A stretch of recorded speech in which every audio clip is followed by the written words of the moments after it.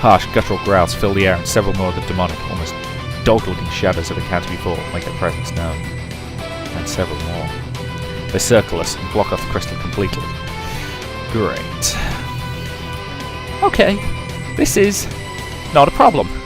We end up back to back and we face off against the ever-encircled shadows. Their fangs are bared and there's nothing but hate for us in those burning eyes. Should have known things weren't going to be this easy. Of course she wasn't just going to rely on Yuzuki to defend her. Any, ideas? I was going to ask you that. I think you know we're done for when you have to rely on me for ideas. Please tell me you're joking. The monsters close in. They're acting like an intelligent pack of sorts, ensuring there's no escape for their prey. Oh! I've got it! Why didn't I think of it sooner? There's a glimmering light as Sayaka's bow fades out of view, and I feel something begin to form on our back. Ah! Wings. Of course. We could just fly out of this. As much as I hate flighting. As much as I hate flying, I'm willing to make an exception this one time. Hold on tight, Kenta! I take a solid grip of both Sayaka's hands as she kicks off the ground, right as the shadows around us make their move. It's a close call, and I just about feel the snarling heat from one of their savage beast growls as we lift into what little vertical space we have in the cave. That was easy enough. Next stop, the Dark Queen! We sail through the air, our golden sight. Okay, we might actually make it this time. Yeah! Sayaka lets out a pained grasp, and her momentum grinds to a halt. Her grip loosens considerably on one of my hands. Sayaka? Oh, this is no good. One of them must have nicked me on the side before we could get away. She forces out an awkward laugh, and she begins to wobble in the air. The grip on my other hand is also slipping.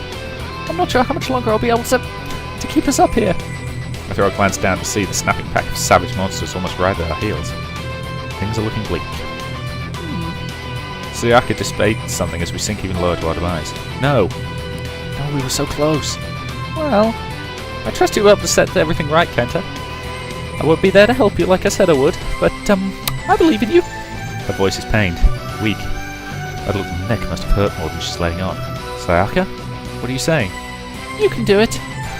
I know you can. What? A burst of energy detonates at my back, almost like a gust of wind. It splits me from Sayaka's hold and sends me hurtling towards the crystal, where she lies. Sayaka must have known she wouldn't be able to carry me here, so she boosted me across with magic. But then what happened to her? Oof. I land with a gentle thud at the foot of the crystal. It seemed her magic was even set to cushion my fall. Sayaka. I throw a glance over my shoulder. She isn't in the air anymore. And right below her was... No! I refuse to believe it. She'll be fine. I just need to end this. Now. I turn back to face the crystal, with more determination than ever. They're both out there risking their lives for me, and I can't let them down. I stare down the crystal and try my best to ignore the headache that thumps like a jackhammer. Naturally, it's the most intense it's ever been. But I can't let the pain get to me. This is nothing. I can just about make out a human-like form embedded within the crystal, but I can't make out any discerning features. You. This is all your fault. Because of you. Sayaka and Hikari are hurt. It's unforgivable. I hold up my right hand to pull back the sleeve. Drawn on the back of my hand is a supposedly mystic symbol, something that Sayaka and Hikari had scribbled on the night previous. They said it would help in drawing out any power that might lie dormant in me, but I'm inexperienced enough not to be in full control of it myself. So it's sort of like a siphon, that I can bring up magic with ease. Give the hand a flex and the symbol glows. Okay, so far so good. Now I just have to steady my nerves. I'm not sure what's going to happen when I do this, but I have to be prepared. I can't stand around and hesitate forever though. Not with everything that's going on around me. Sayaka. Hikari. I can do this! I thrust my hand out and make contact with the crystal. There's an immediate response as a violent current erupts and jolts through me. That's fine though. That was to be expected. No problem. It hurts, but I've felt worse. Is this the best you've got? I press my hand deeper into the crystal's surface. The pain grows stronger, and a terrified shriek floods my ears. It's not from any of the girls in the cabin. It's from her. She knows what's about to happen. Well, she can cry all she wants, but it's not going to change a damn thing. Amidst all the chaos, I need to clear my mind. Filter out all the noise. A near impossible task with the current state of things, but I have to try. From what I was told, magic is controlled mostly through thought. Spells need to be envisioned, created within the mind. Apparently those with vivid imaginations are often the kind that excel at this sort of thing. I'm not sure if I've ever been much of a creative type. There's a first for everything. I need to envision a prison, a closed-off space, something unbreakable, closed off from the outside world, something so secure that this will never happen again. And and I bind that prison, just like my ancestor did before me, with my own soul. I have to tie myself to all of this. I remain the only key capable of unlocking it. I'm not sure if it's working, but the pain is rising with each passing moment I spend connected to this thing, and I feel faint. I might pass out at any moment, but I have to stand strong. I grit my teeth and let out a pained groan. Why isn't this working? Am I not imagining the spell correctly? I'm sure I had it down perfectly.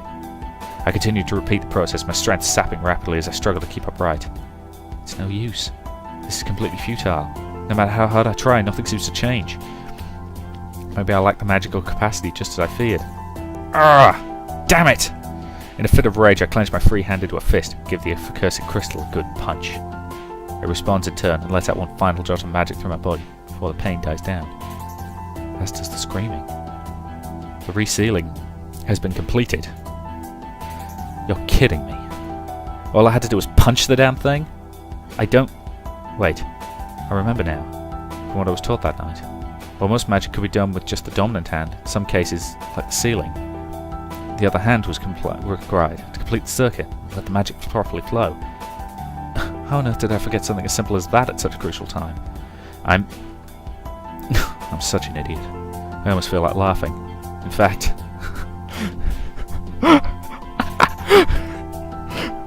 Having finally perhaps lost it, after all the things I've been subjected to in these recent days, I let out a feeble laugh as I topple over backwards, the strength draining from me completely. As the darkness takes over, I pass out, at least safe in the knowledge that I did it. I actually won.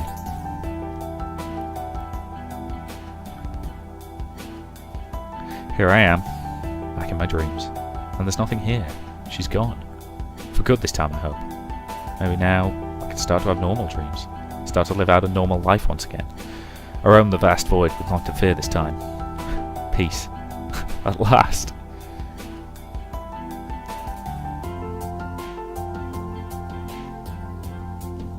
I slowly come to my senses. I'm on a cold, rough, uneven surface. Stone scatter as I try to move my legs. Where am I? I squint through the harsh light to try and make sense of things. Sleeping on the job? What a surprise. What are we going to do with you? I hear a familiar voice. One that's stern and yet there's a surprising amount of affection to it. Unusually so. I have a hunch who it could be, but I wonder.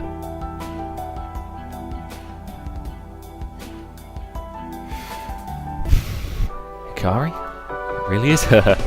She's okay. Oh, thank God. No, that. You didn't hit your head on the way down, did you? Okay, yep, it's Hikari. Despite her usual scolding words, I can't help but think there's a softer edge to them. But maybe I'm just imagining things. Maybe I'm just imagining that smile too. She leans down to help me up. Is it over? She helps me into a sitting position as I slowly regain my senses. Yes. The Dark Queen is sealed again, all thanks to you. I had my doubts that things were actually going to end well with that monster Yuzuki about to finish the job. But it looks like maybe you are hero material after all. Glad to see you're okay. Sorry you had to take such stupid risks because of me. No, don't apologise. You did nothing wrong. I'll always gladly put my life on the line for you, Kenta. Yeah, she just did it again. She said something super embarrassing without even realising it. Sure, any moment now she'll realise her mistake and her face will go in an interesting shade of red again. Or stay, as that same sincere smile the more I look at it, the more I can feel my heart begin to throb. Okay. Maybe she didn't realise what she just said. I'm sure I could still get a reaction out of her somehow. I just need to say something like, sure. You must really care about me, huh? Unflinching in the face of my question, she takes a moment to think things over before... Yes. I do. Her smile remains, even if her cheeks are flaming up. What is this? Now I'm the one getting flustered here. The heck are you saying? You idiot. I'm not sure if she can tell I'm being genuine or just making fun of her here. I honestly can't tell myself at this point. Do I really have to spell it out for you? She's getting close now. Way too close. Hey, what are you...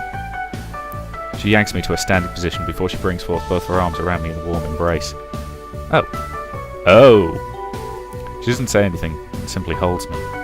I'm fairly sure I can feel the intense heat radiating from her face, however. I'm almost scared to reciprocate here in case I ruin everything. She's unpredictable enough that anything I might do might end up with me flat on my back again. We stand together awkwardly for an indeterminate amount of time.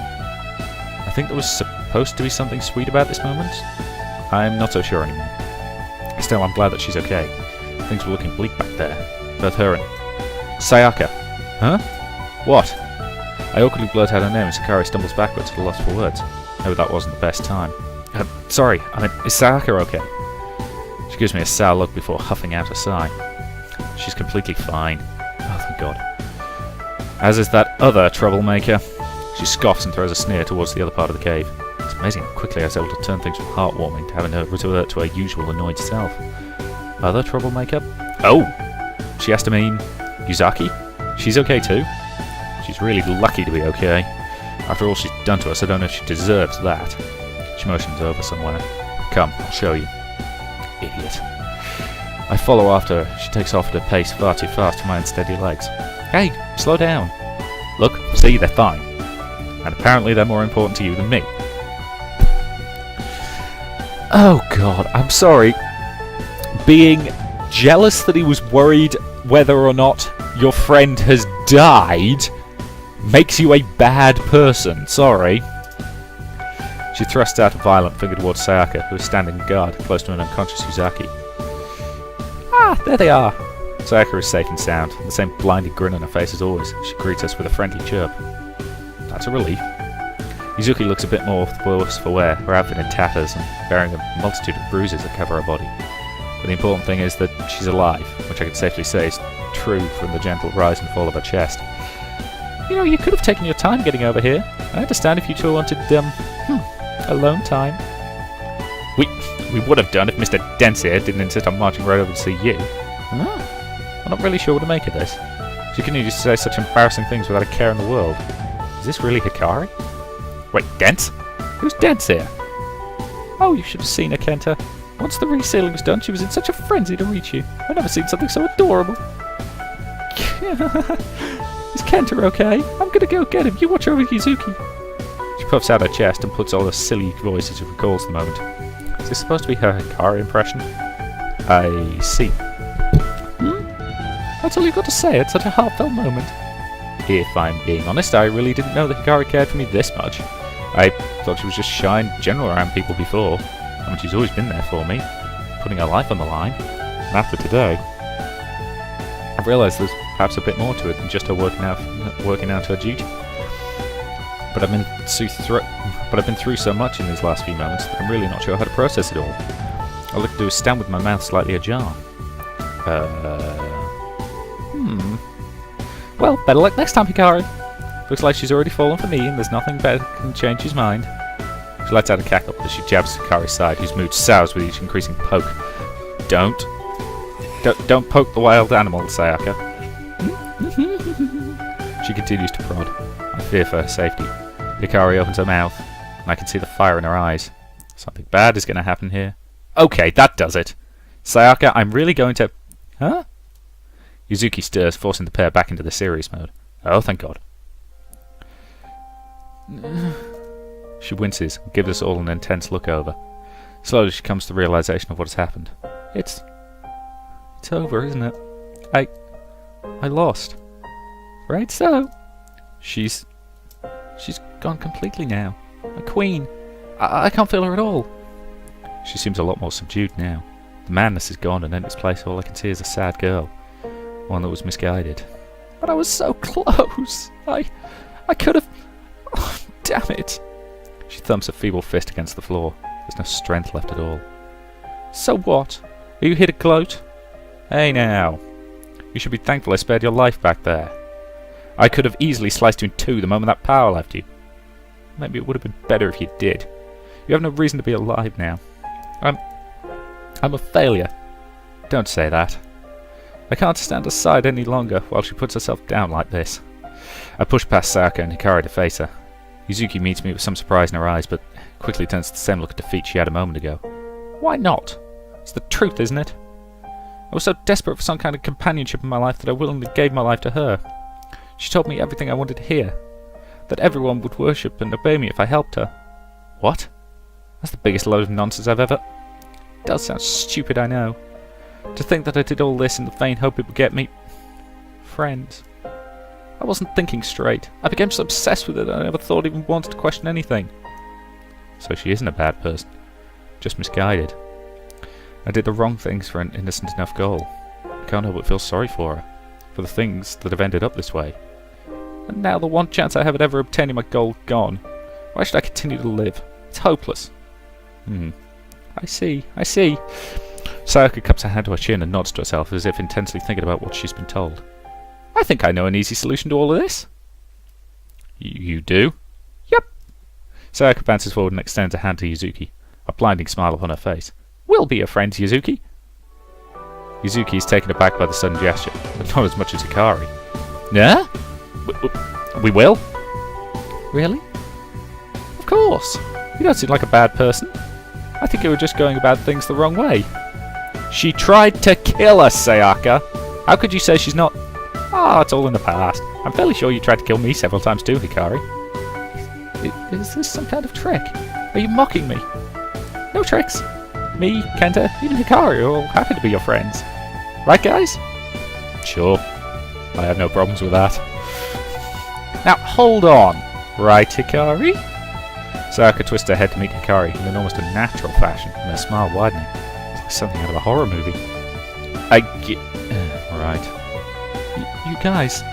Yuzuki doesn't even know how to process this. Her face flickers through a range of emotions before she settles on a smile, a faint trace of tears bubbling up in the corners of her eyes. I don't deserve any of this. Why are you being so nice? Oh, don't be like that. Everyone deserves friends. Who cares if you might have done a few silly things before? True friends overlook these sorts of things. I'm not really sure we should be fully overlooking the fact that it was a dark, twisted angel before, but Sayaka still has a good point. Oh, now, come on. Let's get out of this creepy cave and put all this in the past. I don't know about you guys, but I'm feeling pretty exhausted right about now. Gotta say, this episode's going to end up running quite long. If it gets to the point where I end up having to go back and actually break it in half during the processing phase, I will do so. Sorry if this one opened without a proper hello. And so, after perhaps the most dramatic moments of my life, we all exit the cave. I hoped that we'd never have to return. A long-lost evil was put back in its place, and we made a new friend today.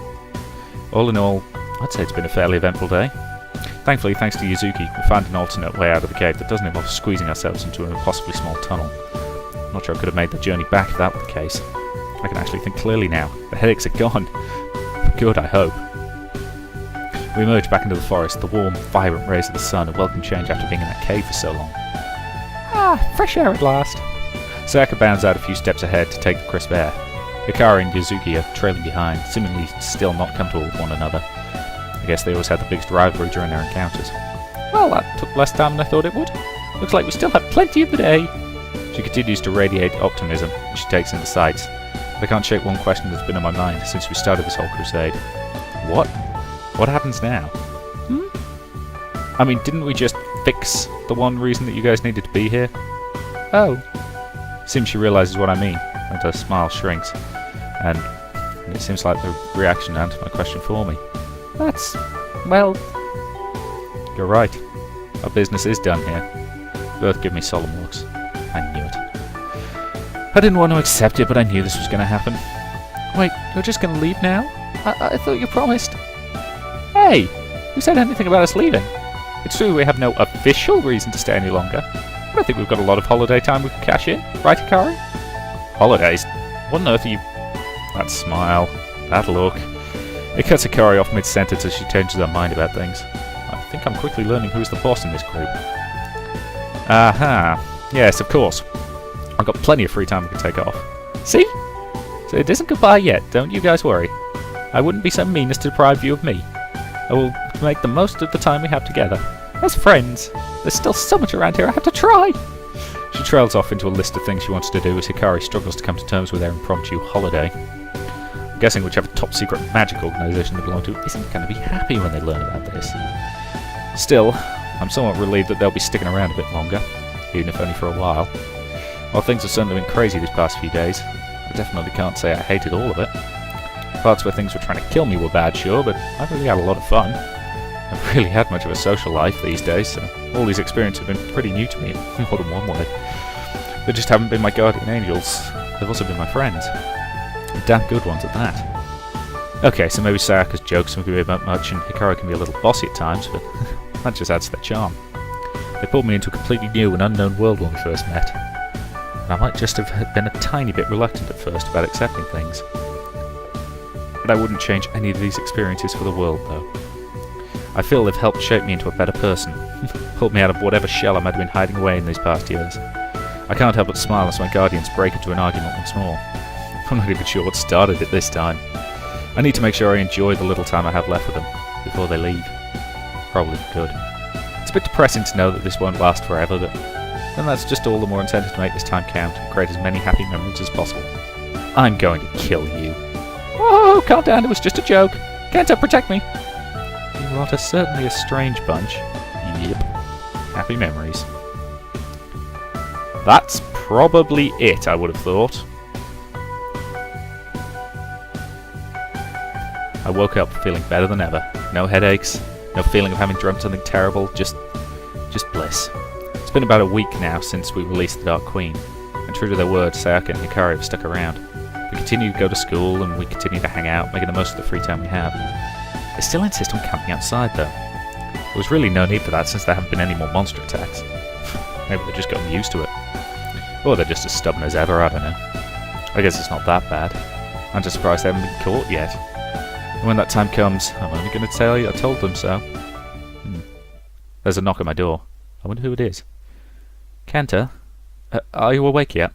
Everyone else is already here and, well, we're hungry. Yeah, come on in. Oh, okay.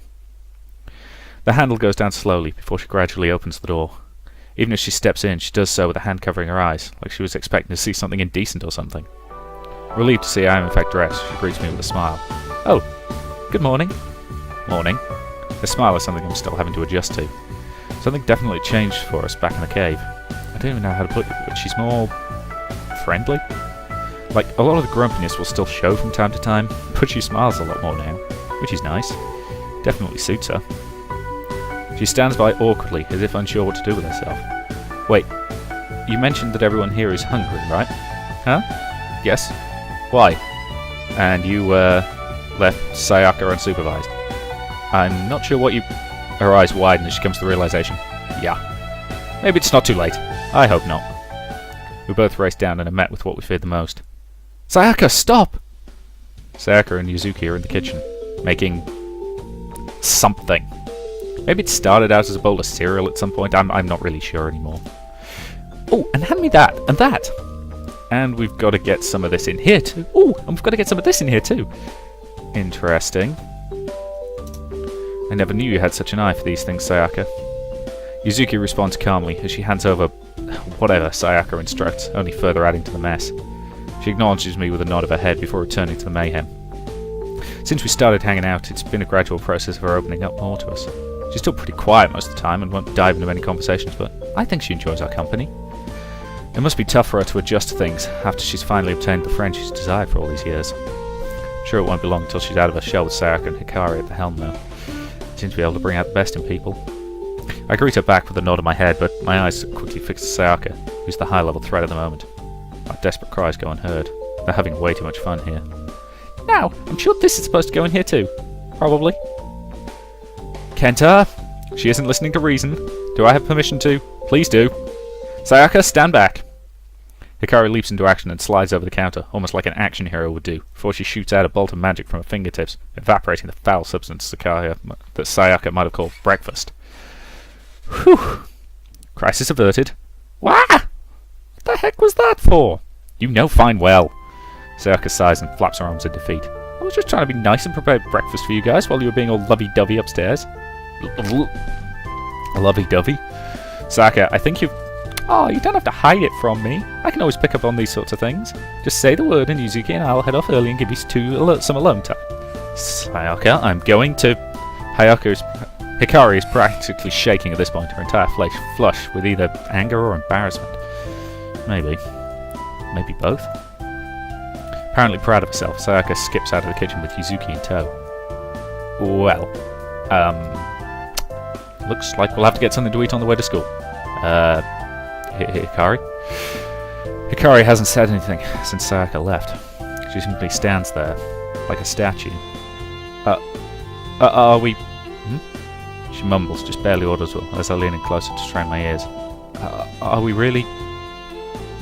lovey-dovey? I really don't know how to respond to that. Are we? And we've definitely gone a lot closer to each other this past week after the resealing. She's been nicer to me and has always tried her best to drag me out of Sayaka's grasp during the school breaks, which is a tough feat to do sometimes. I think my arms might just be that extra bit longer than before. I mean, if you want to be. She lets out a yelp and scrubs her hands through her hair, frankly catching me off guard. No, what am I saying? It's Sayaka. She's really getting to me. Kenta, I hope you didn't hear that. I offer a smile to reassure her. Sayaka can say what she wants, but I think we already know what we are. Hikari, it's fine. Don't worry. I'm happy with where we are. Let's just take things one step at a time, okay? Just ignore Sayaka. She nods. Whew. I was worried I might have said something wrong there. You can never tell for sure with Hikari. So let's put all this behind us and go get some breakfast. Yes, that sounds nice. Okay, guys, where... Sayaka and Izaki are already gone. She really did give us time alone. I suppose we better catch up to them. Knowing Sayaka, she's probably already miles away though. I start to slip on my shoes, but something tugs at my sleeve. Hikari? She has a bashful look about her. Can we maybe go at our own pace? I'm pretty sure they'll be fine without us. Saying that, she hooks her arm around mine. Oh. Okay. Sure, no problem. I'm still struggling to adapt to this new Hikari, but I think I'm getting there. Arm in arm, we head out the front door, ready to tackle whatever challenges might await us. Yeah, given that this part's now almost 50 minutes long looking at my timer, I'm definitely going to have to manually chop it during the edit. And that was the end of the game. Well, I will say that it sucks slightly less than Sakura Spirit did. It's still not good, but it's less awful. Okay, that's just... right. Nope, nothing interesting. I was just seeing if there was a... yeah, I was looking to see if there was a credits, but apparently there isn't, so... oh well. So, yeah. Full review coming out, as per usual, on the Friday, and... it sucks less, I'll give it that. Either way, thank you very much for watching, and I'll see you in future series.